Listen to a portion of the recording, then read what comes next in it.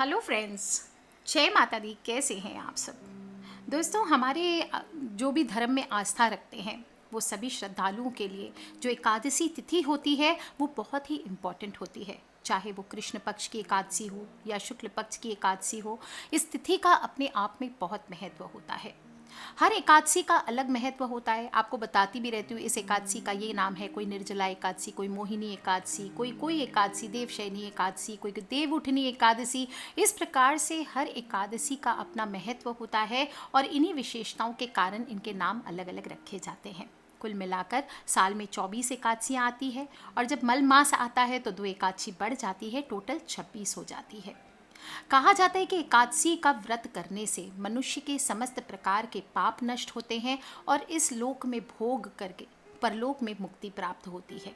और योगिनी एकादशी एक ऐसी ही एकादशी है, आषाढ़ माह के कृष्ण पक्ष की एकादशी है, जो अपने आप में बहुत ही महान तीर्थ माना गया है और इस एकादशी का बहुत बहुत महत्व शास्त्रों में बताया गया है।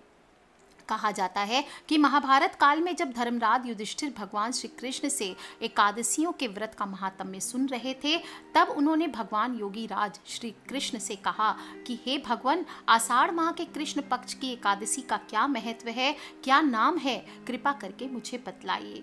तब भगवान श्री कृष्ण ने कहा, राजन, इस एकादशी का नाम योगिनी एकादशी है। समस्त जगत में जो भी इस एकादशी के दिन विधिवत उपवास रखता है, प्रभु की पूजा करता है, उसके समस्त प्रकार के पाप नष्ट होते हैं, अपने जीवन में सभी प्रकार की सुख सुविधाओं का आनंद लेता है और अंत समय में मोक्ष की प्राप्ति होती है। यह उपवास तीनों लोकों में प्रसिद्ध है। तब युधिष्ठिर कहते हैं, हे प्रभु, योगिनी एकादशी के महत्व को आपके मुखार बिंद से सुनकर मेरी उत्सुकता और भी बढ़ गई है। कृपया इसके बारे में थोड़ा विस्तार से बताएं। तब भगवान श्री कृष्ण कहते हैं, धर्म श्रेष्ठ, मैं पुराणों में वर्णित एक कथा सुनाता हूँ, उसे ध्यान पूर्वक सुनो। स्वर्ग लोक की अलकापुरी नामक नगर में कुबेर नाम के राजा राज किया करते थे। बड़े ही नेमी धर्मी राजा थे, भगवान शिव के उपासक थे।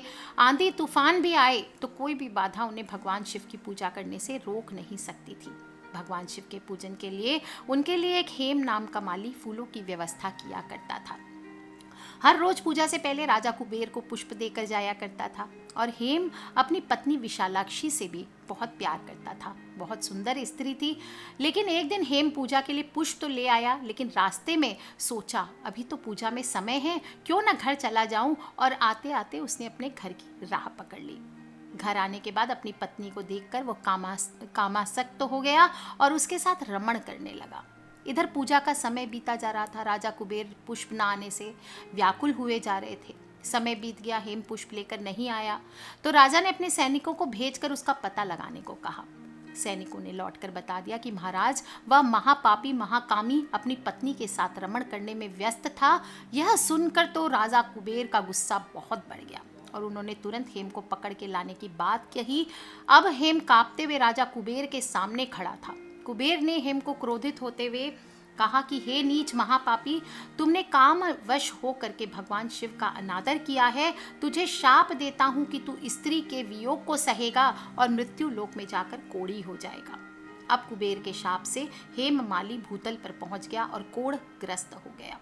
स्वर्ग लोक में वास करते करते उसे दुखों की अनुभूति नहीं थी, लेकिन यहाँ पृथ्वी पर भूख प्यास के साथ साथ गंभीर बीमारी कोढ़ से उसका सामना हो रहा था।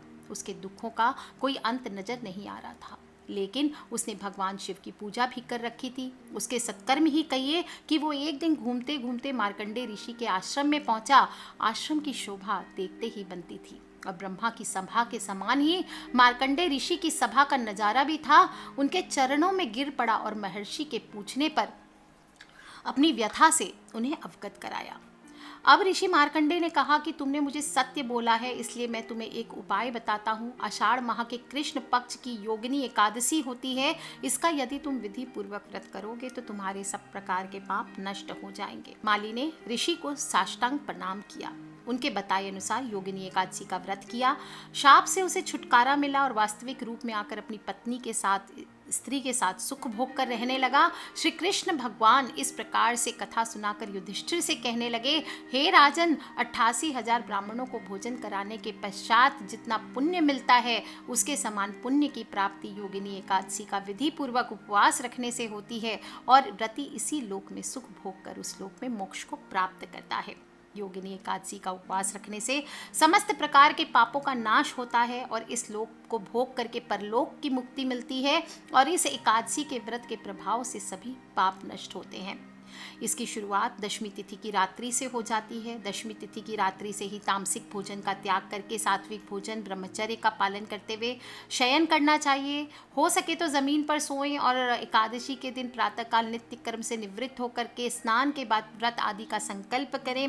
भगवान विष्णु की मूर्ति स्थापित करके उनका पूजन करें। भगवान विष्णु की मूर्ति को स्नान आदि करवाकर भोग लगाएं, गंध अक्षत पुष्प से पूजन करें, धूप दीप आरती करें, तुलसी पत्र चढ़ाएं, ताल मखाने की खीर आप भोग लगा सकते हैं। पूजा स्वयं भी कर सकते हैं, किसी के द्वारा भी करा सकते हैं, और कथा ज़रूर सुननी चाहिए। इस दिन दान करना बहुत कल्याणकारी होता है। अगले दिन व्रत खोल करके आपको पारण करना चाहिए। योगिनी एकादशी के दिन भगवान विष्णु की पूजा के साथ साथ पीपल की पूजा का भी विधान आता है। इस दिन पीपल के वृक्ष पर मीठा जल चढ़ाइए, थोड़े से लोटे में चीनी डाल दीजिए जल भर के, और शाम के समय नीचे दीपक जला सकते हैं। इससे भी कर्ज से मुक्ति मिलती है, शत्रुओं से आपकी रक्षा होती है। पीपल के पेड़ की पूजा करने से पाप नष्ट होते हैं। इस दिन रात्रि जागरण भी करना चाहिए, और एक शाम के समय आप लौंग का उपाय बताती हूँ, पूजा करें ना करें लौंग का उपाय कीजिए। बहुत ही खूबसूरत उपाय है, क्योंकि हमारे धर्म में वैसे भी लौंग को बहुत पवित्र माना गया है। पूजा पाठ हो, तंत्र हो, स्वास्थ्य हो, स्वाद हो, सभी में तंत्र मंत्र में इसका प्रयोग विशेष रूप से किया जाता है, क्योंकि ऊर्जा का वाहक इसको माना गया है। अपनी किस्मत को बदलने, अपने सपनों को पूरा करने के लिए लौंग का प्रचलित उपाय होता है, जिसे आप आजमा सकते हैं। इससे घर की नकारात्मक ऊर्जा दूर करके घर में समृद्धि लेकर के आती है। एकादशी की शाम 5 लौंग लेना है, 3 कपूर की टिक्कियाँ लेनी है, 3 ही इलायची लेनी है और एक मुट्ठी बना लीजिए, और 21 बार आपको बोलना है, ब्रह्मा मुरारी त्रिपुरांतकारी भानु शशि भूमि सुतो बुधश्च गुरश्च शुक्र शनि राहु केतु सर्वे ग्रहा शांति करा भवंतु। इस प्रकार से आपको 21 बार तो कम से कम बोलना चाहिए। आपकी इच्छा हो तो पूरी एक माला का जप कीजिए। सफ़ेद आसन पर बैठ करके आप काम कर सकते हैं, और आलती पालती मार करके बैठ जाइए, और जप करते हुए भाव करें कि ग्रहों में प्रथम विश्व की रक्षा करने वाले भगवान सूर्य मेरी पीड़ा का हरण करें। अमृतमय स्वरूप वाले, अमृत रूपी शरीर वाले तथा अमृत का पान कराने वाले चंद्रदेव मेरी पीड़ा को दूर करें। जगत को भय प्रदान करने वाले, वृष्टि करने वाले, वृष्टि का हरण करने वाले मंगल मेरी पीड़ा का हरण करें, और महान द्युति से संपन्न चंद्रमा के पुत्र बुध मेरी पीड़ा का निवारण करें। सर्वदा लोक कल्याण में निरत रहने वाले देवताओं के गुरु बृहस्पति मेरी पीड़ा को दूर करें।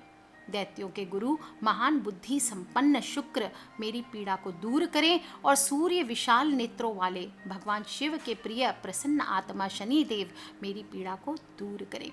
विविध रूप तथा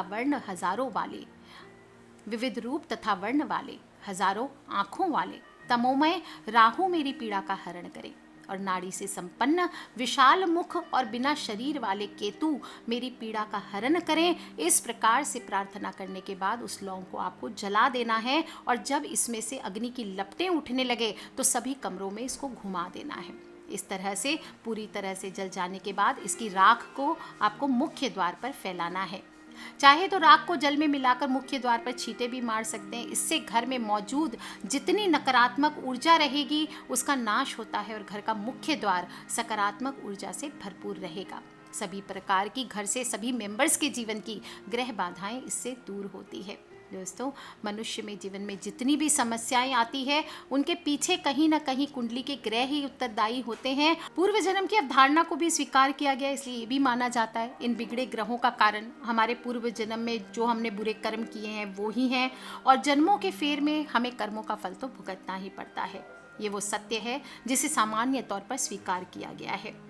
जो मंत्र आपने पढ़ा वो सभी नवग्रहों को नियंत्रित करके दुष्प्रभाव को रोक सकता है। शुभ फल देने वाला मंत्र है और इसका उच्चारण आपको बिल्कुल सही करना चाहिए। यदि कोई लगातार बीमार रहता है, बने बनाए काम अटक रहे हैं या फिर शुभ कार्य में बाधाएं आ रही है, तो भोलेनाथ के सामने तेल के दीपक में 3-4 लौंग डालकर जला दीजिए और इसको घर के सबसे अंधेरे कोने में रख दीजिए। ऐसा करने से भी घर में नकारात्मक शक्तियाँ घर से चली जाएगी और रोग खत्म होने के साथ साथ धीरे धीरे काम भी बनने लगेंगे। यदि आप माला माल होना चाहते हैं तो 5 लौंग ले लीजिए, उन्हें अपने सिर के ऊपर से 7 बार वार लीजिए। इसके बाद किसी चौराहे, किसी सुनसान स्थान पर खड़े होकर चारों दिशाओं में 4 लौंग फेंक दीजिए एक एक करके, और उसके बाद 5वें लौंग को ऊपर आसमान की ओर फेंक दीजिए और फिर चुपचाप घर लौट आइए। कहा जाता है लौंग के इस उपाय से भी आपके जीवन में अचानक धन प्राप्ति के योग बने रहते हैं। और ध्यान रखें दोस्तों, ये सभी उपाय करते वक्त आपको कुछ बातों का ध्यान रखना चाहिए, जैसे दुर्व्यसनों से, तामसी चीज़ें, शराब, मांस, मदिरा, लहसुन, प्याज आदि से आपको दूर रहना चाहिए। सात्विक जीवन जीना चाहिए। रात के समय अपने मंदिर में दीपदान जरूर करें। प्रभु नाम संकीर्तन करते हुए रात्रि जागरण जरूर करें। और इस दिन इस प्रकार से व्रत रखने से मनुष्य की सभी मनोकामनाएं पूर्ण होती है।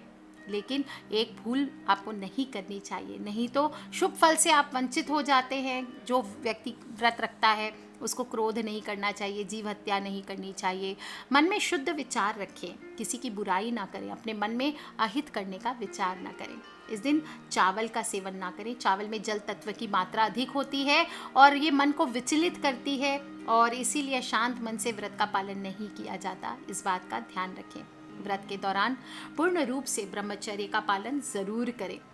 एकादशी के दिन आपको ध्यान रखना चाहिए और द्वादशी भी बैंगन नहीं खाना है, मांस मदिरा का सेवन तो नहीं करना है, गाजर, शलजम, गोभी, पालक, सेम इत्यादि का सेवन भी नहीं करना चाहिए।